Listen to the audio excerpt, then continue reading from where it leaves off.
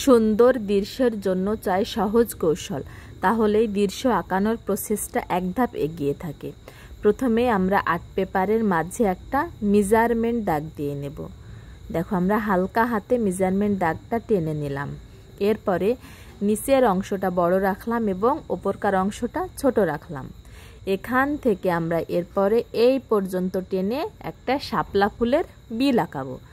এই জন্য কি করব, দেখো প্রথমে এখান থেকে ধরে বাঁকা করে টানলাম, কোনা করলাম, আবারও বাঁকা করে টানলাম, আবারও কোনা করে একটু বাঁকা করে এই পর্যন্ত লাগিয়ে দিলাম। এখন আমরা এই দাগগুলোকে ডাবল করে দেব, এই জন্য একটু বাঁকা করে নিলাম এটা এবং এই দাগটাকে ডাবল করে দিলাম। একইভাবে এই দাগটাকেও ডাবল করব, এই দাগটাকেও ডাবল করে দেব। আমাদের শাপলা ফুলের ঝিলটা আঁকানো হয়ে গেল। এখন আমরা এই যে দাগটা দেখতে পাচ্ছ, এখান একদম মাঝ বরাবর আমরা একটা বড় গাছ আঁকাবো। এই জন্য দেখো একটা আমরা ভি আঁকাবো, একটা মাথা বড় করলাম ভি এর, একটা ছোট করলাম, এটা ছোট ভি করলাম এবং এখান থেকে টেনে বাঁকা করে এই পর্যন্ত লাগিয়ে দিলাম। এখানে আর একটা ছোট ভি করলাম এবং এখান থেকে টেনে এই যে এই গোড়ার সোজা সোজা লাগিয়ে দিলাম এবং তিনটা শিকড় এঁকে দিলাম। এরপরে আমরা এই ডাল থেকে দেখো পাতা বের করব। হাতটা একটু রাউন্ড করে করে কাপা কাপা করবে, কলমটা একটু কাপা কাঁপিয়ে কাঁপিয়ে তোমরা তোমাদের মেজারমেন্ট অনুযায়ী পাতাগুলো আঁকিয়ে ফেলবে। আমি আমার মেজারমেন্ট অনুযায়ী পাতাগুলো এঁকে নিচ্ছি। দেখো কত সহজেই আমাদের গাছটা হয়ে গেল, শুধুমাত্র ছোট বড় ভি দিয়েই।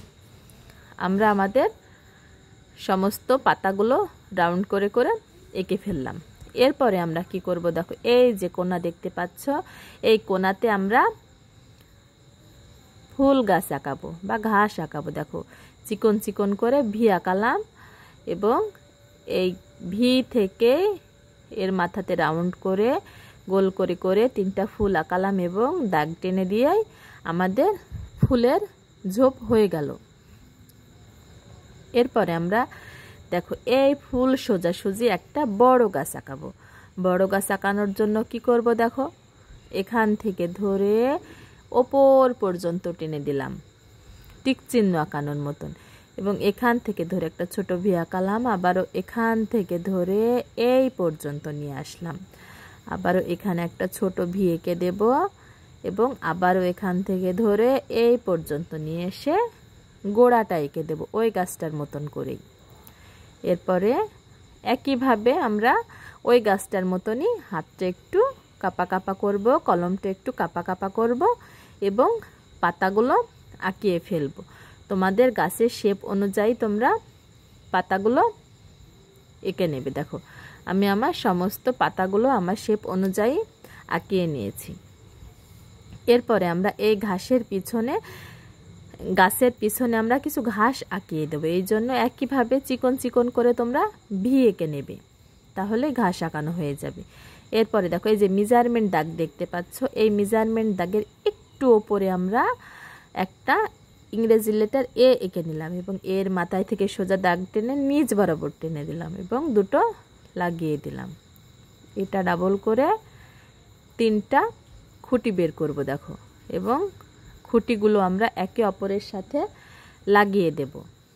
এরপরে কি করব, দরজা এঁকে নেব, মাঝখানে একটা দাগ, এপাশে আমরা একটা জানালা এঁকে দেব এবং মাঝখানে একটা দাগ। এরপরে দেখো এই যে মেজারমেন্ট দাগ দেখতে পাচ্ছ বা সালার মাঝখান বরাবর থেকে ওপরে টেনে আবারও নিচে নামিয়ে দিলাম মেজারমেন্ট দাগের নিচে এবং মাথায় থেকে সোজা দাগ টেনে আবারও নিচ বরাবর বাঁকা করে টেনে দিলাম। এরপরে এই দাগটাও মিলিয়ে দিলাম এবং এটা ডাবল করে দিলাম। একই নিয়ম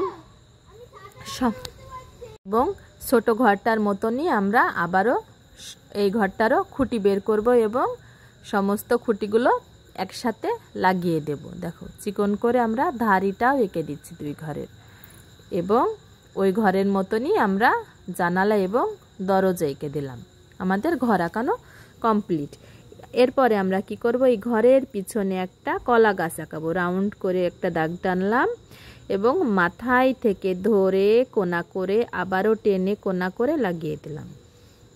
আবারও বাঁকা করে টানলাম, মাথায় থেকে ধরে কোনা করে আবারও টেনে কোনা করে লাগিয়ে দিলাম। এভাবেই আমরা মোট 5টা পাতা এঁকে নেব। এ পাশে দুটো এবং এ পাশে দুটো। দেখো আমার দুই পাশে দুটো দুটো 4টা পাতা হয়ে গেল এবং উপরে দাগ টেনে এই পাশেও আমরা পাতাটা দেব, আবার এ পাশেও আমরা পাতাটা দেব। দেখো আমাদের কলা গাছটা আঁকানো হয়ে গেল। এরপরে প্রথমে যে আমরা মেজারমেন্ট দাগ দিয়েছিলাম ঘরের মাঝখানকারগুলো আমরা মুছে ফেলবো এবং এইগুলো আমরা হাইলাইট করে দেব। দেখো আর বাকিগুলো মুছে ফেলবো এবং একই নিয়ম ওই যে গাছ আঁকানোর সময় যে আমরা হাতটা কাপা কাপা করে কলমটা একটু কাপা কাপা করে যে দূরের গাছপালাটা আঁকিয়েছি সেম সেভাবে আমরা দূরের গাছপালাটা এঁকে নিলাম। আমাদের ওপরকার দৃশ্যটা আঁকানো কমপ্লিট। এখন আমরা এই ঝিলে শাপলা ফুল আঁকাবো। দেখো ইউ আঁকাবো আমরা একটা। এরপরে ইউ এর 2 মাথায় থেকে দাগ টেনে রাউন্ড করে লাগিয়ে দিলাম মাঝখানে এবং 2 সাইডে ছোট্ট করে ফুল এঁকে দিলাম। এ পাশে একই নিয়ম, ইউ এঁকে 2 পাশ থেকে নামিয়ে দেব। দেখো এবং ওপরে একটা দেব এবং ওই কোণা বরাবর দুটো দেব। এখানে দুটো পাতা দিলাম। এভাবে আমরা মোট 3টা শাপলা ফুল এঁকে নেব। দেখো 2টা ফুল আঁকানো কমপ্লিট হলো এবং এই যে কোণা দেখতে পাচ্ছ এই কোণাতেও আমরা একটা শাপলা ফুল এঁকে নেব। আমাদের মোট 3টা শাপলা ফুল আঁকানো হয়ে গেল। এখন দেখো আমরা শাপলা ফুলের নিচে যে পাতা থাকে, শাপলা ফুলের পাতা আঁকানোর জন্য আমরা একটা লাভ শেপ আঁকাছি, লাভ। তাহলে আমাদের শাপলা ফুলের পাতাটা হয়ে যাচ্ছে। দেখো এবং মাঝখানে আমরা দাগ টেনে টেনে দিচ্ছি বা পাতার শির এঁকে দিচ্ছি।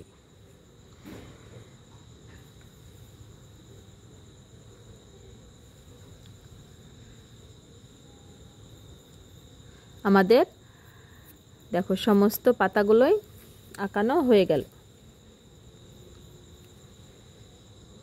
এ পাশেও আমি আরেকটা পাতা এঁকে দিলাম এবং এখানে আরেকটা বড় পাতা এঁকে দিলাম। এবার এখানে একটা লাভের মতন করে ছোট পাতা এঁকে দিলাম। দেখো আমাদের দৃশ্যটা আঁকানো সম্পূর্ণ শেষ। এরপরে রং করলে আমাদের দৃশ্যটা এরকম হয়েছে। রং করলে আমার ভিডিওটা অনেক লং হয়ে যাবে, এই জন্য তোমাদের আমি আর রং করে দেখাইনি, একদম সরাসরি রং করার পরেই ছবিটা তোমাদের সামনে এনেছি। তো কেমন হয়েছে তোমরা কমেন্টে জানিও। আর আজকের মতন এখানেই বিদায় নিচ্ছি। আল্লাহ হাফেজ। Please subscribe me.